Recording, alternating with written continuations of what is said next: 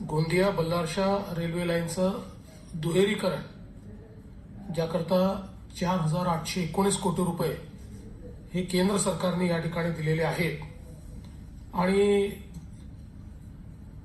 यामुळे निश्चितपणे जो विदर्भाचा भाग आहे त्याला एक मोठा फायदा होणार आहे आणि विशेषतः छत्तीसगड आणि तेलंगणाशी जो व्यापार आहे व्यवहार आहे हा विदर्भाचा वाढण्याच्या दृष्टीनं ही एक अत्यंत महत्वाची लाईन है। कारण आपल्याला कि माननीय प्रधानमंत्री जी ने हाल ही में हुई अभी कैबिनेट मीटिंग के दौरान गोंदिया से बल्लारशाह की डबलिंग का 240 किलोमीटर का ये प्रोजेक्ट सैंक्शन किया है 4,819 करोड़ रुपीस।